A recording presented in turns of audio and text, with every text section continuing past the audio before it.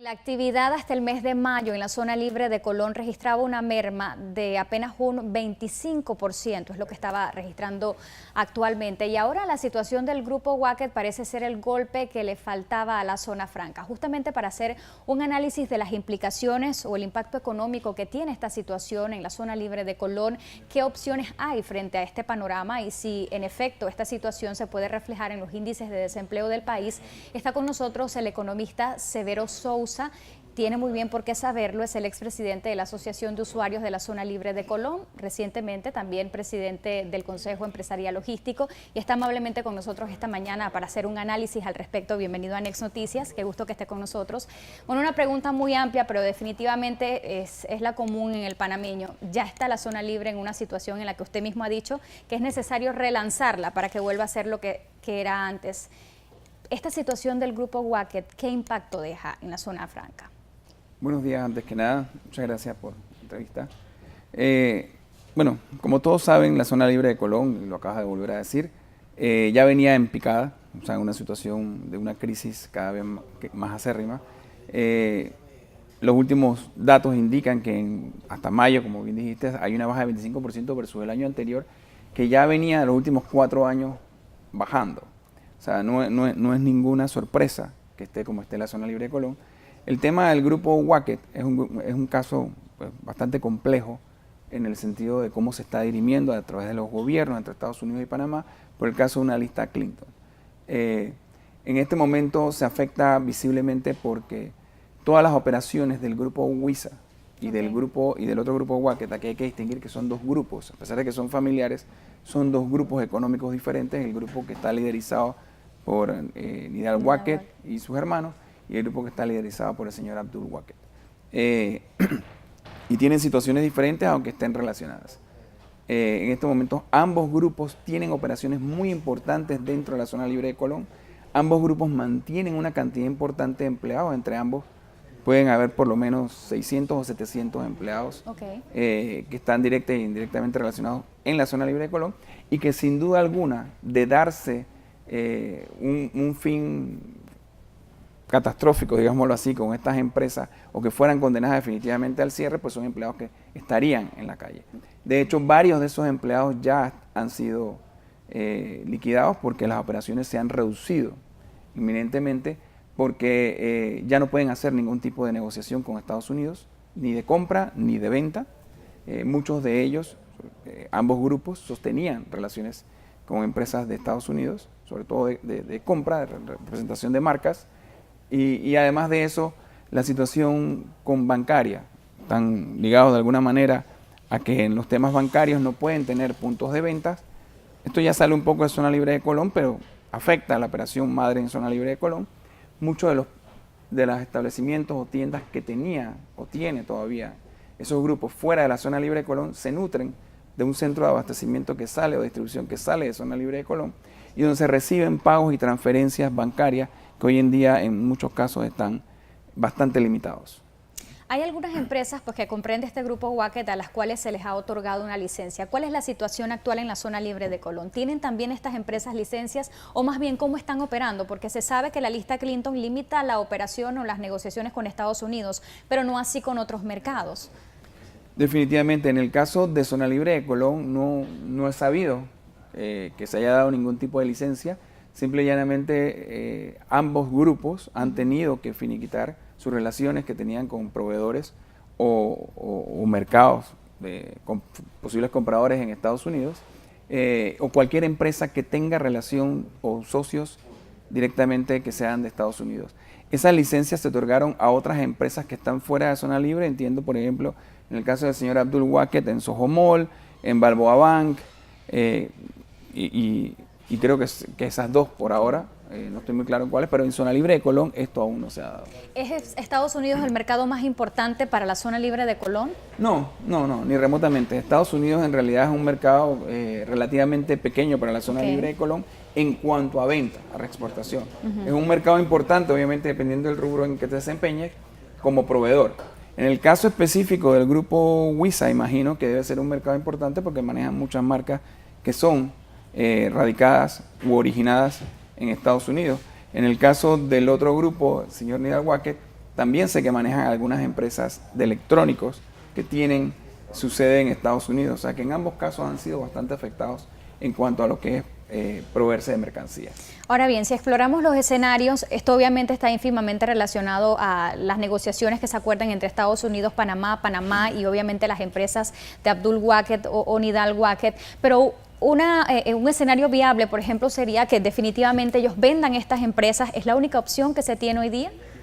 Bueno, yo no sé si es la única opción porque al final va a depender mucho de la negociación entre gobiernos, como bien lo mencionaste, porque yo no creo que nadie quiera comprar una empresa que los Estados Unidos lo condicionen a que siga mantenida en la lista Clinton. Entiendo. Si dentro de la negociación se diera que saliendo uno de los accionistas o los principales accionistas fueran a ser retirados, es muy probable entonces que sí se dé ese tipo de negociación y creo que de buenas a primeras pareciera, por lo que se escucha, ser lo más viable, pero va a estar condicionado seguramente a salir de la lista. Yo creo que más que dedicarnos solamente a ver el tema de las familias o de las dos familias como tal, creo que hay que ver las implicaciones que tiene esto para el país también. Las implicaciones, como bien decías, para la zona libre de Colón. En el caso específico de la zona libre de Colón, volvemos a temas que yo creo que habían sido subsanados en cierta medida, a pesar de que los gobiernos, no es este particular, los gobiernos no son mucho de promover y ayudar a la zona libre en ese sentido. La zona libre de Colón siempre ha tenido el fantasma alrededor del lavado de dinero por la cantidad de plata que se mueve en transacciones comerciales. Yo creo que es injusto definir a la zona libre de Colón bajo ese espectro. Creo que no está bien que nos concentremos ahora nuevamente en la zona libre de Colón sola y únicamente porque hay una situación particular en la que debemos recordar también que hay una presunción de inocencia todavía, que hay investigaciones, pero todavía no hay conclusiones, y que además son familias que no salieron de la noche a la mañana, son familias que tienen 40 y 50 años de estar en la zona libre de Colón, y que yo creo que en gran parte de ese trabajo de 40 y 50 años es que se debe lo que tienen, pero bueno, eso es un asunto que se tiene que dirimir en otra esfera. Pero a lo que voy es que aquí ha fallado un tanto la institucionalidad, ¿verdad? No es posible, o creo yo que no debe ser posible, que a través de tantos años, porque esto tampoco fue de la noche a la mañana, si esto es cierto, se haya estado dando y las instituciones que tenían que ver con el tema no se hayan percatado, ¿no? Y lo malo de eso no es tanto que no se hayan percatado, sino que es que no nos dediquemos a ver qué fallas han habido para poder ver qué vamos a hacer de aquí en adelante para que si esto es cierto no se repita. Porque al final lo único que se afecta, o el único que se afecta realmente es el país. Y cuando afectamos al país, afectamos a todos los panameños, no afectamos a una o dos familias solamente. A 700 familias que dependen justamente de los empleos en las empresas en zona libre. Las directas, ¿no? Hay que ver cuántas indirectas. En efecto, usted habla de un abandono y que ha sido pues a través de todos los gobiernos. En este mismo momento yo me refería a que la actividad ha caído por lo menos en un 25% y se están haciendo esfuerzos. Entiendo que hay una propuesta o ya ha sido aprobada en la Asamblea para mejorar los beneficios fiscales que se otorgan a los clientes. Por ejemplo, se habla de la exoneración de impuestos o reducción de impuestos. ¿Es esto suficiente? ¿No implica un sacrificio fiscal muy grande para la zona libre ahora como está? Bueno, nosotros hemos insistido en que en la administración pasada, básicamente, fue como dicen por ahí, la gota que derramó el vaso, en el sentido de aplicar impuestos y aplicar tasas y aplicar sobrecostos a la zona libre de Colón, con el único afán posiblemente de buscar dinero para hacer, no sé si para hacer obras o para qué, pero buscar dinero como tradicionalmente han hecho todos los gobiernos. Los gobiernos se dirigen a la zona libre de Colón para buscar dinero para sus obras. Pero la administración pasada se pasó aplicando impuestos que antes no existían en la zona libre de Colón y aplicando sobretasas. Nosotros hemos insistido en que se debe volver a como estábamos antes de eso, porque antes de eso los costos operativos eran suficientes como para poder seguir operando un negocio de forma competitiva. Hoy en día la competitividad de la zona libre ha decaído totalmente. Nosotros tenemos zonas francas alrededor. Colombia ha desarrollado unas decenas de zonas francas basadas en nuestro modelo.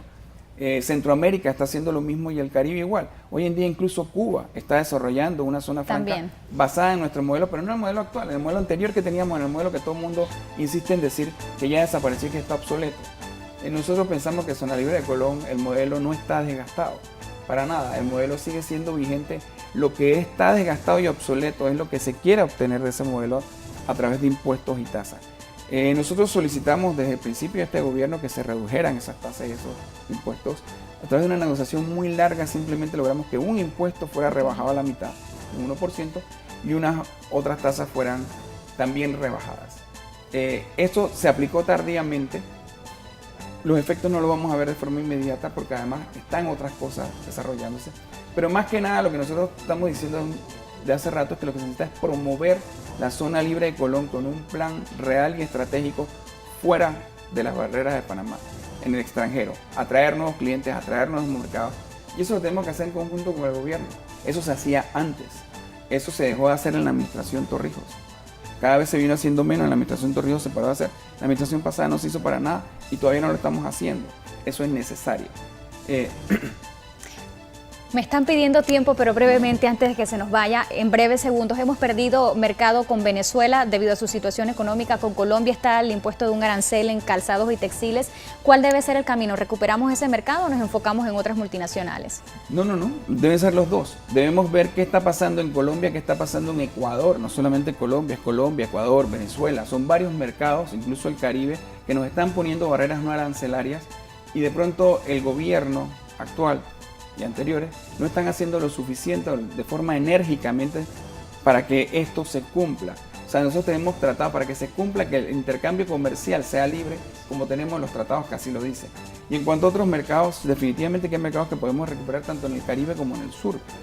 México, por ejemplo, es un mercado que hace tiempo no nos acercamos suficientemente a ese mercado y es un mercado bastante grande que pudiera en un momento determinado tal vez cubrir otras falencias.